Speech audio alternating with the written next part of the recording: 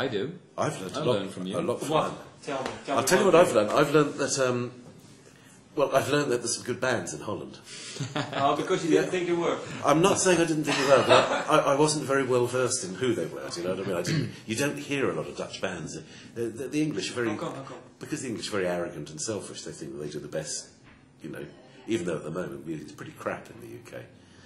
And I mean, you can always tell because no one in the UK at the moment is breaking in America. English, the only way I've always thought you can tell if English music's good, we're breaking stars in the States. Yeah. I mean, Robbie Williams can't break in the States. And, but actually, I learned also on Rutger's song, Old Boys. I shouldn't say it because we hope people won't notice because it's so well done. But it's very complex rhythm. It goes from a 4/4 to a 7/8, from a 4/4 to a 7/8. But it goes smoothly through it. And it's got this incredible guitar riff that he plays over the top of it.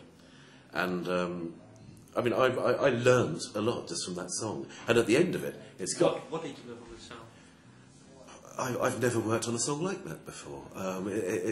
It's modal. The guitar part he plays is very modal. It sort of doesn't sit actually in any real keys as such in the verses. Would you say I'm right there? It's sort of... It's minor. Modal? Modal is like plain chant used to be. Before, very early music, like monks used to sing things in the 12th and 13th century, where... With atonal, arrhythmic. No,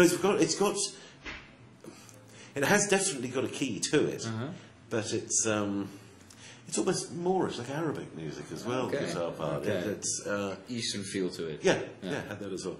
And then suddenly it's got this incredible end that just comes out of the blue like a bolt.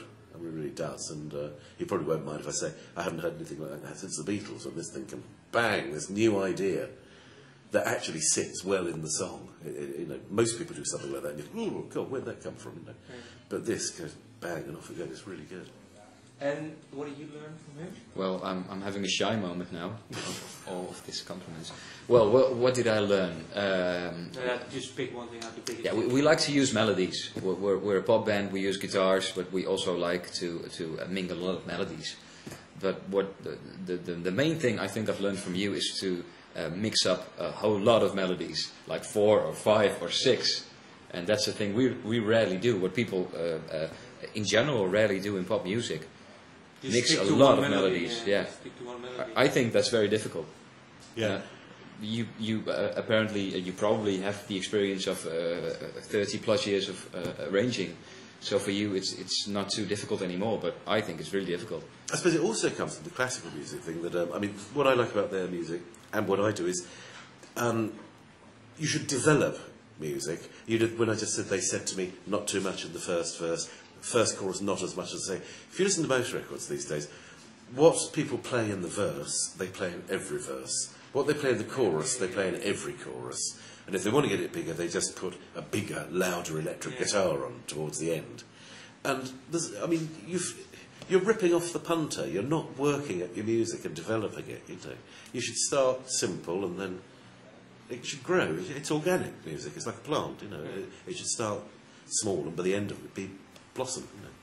And do you think they have a chance in the UK? Yes, I do. I think that a lot of the stuff on the new album could really break in the UK. Very much so. I think you definitely. Please tell our record company. Please.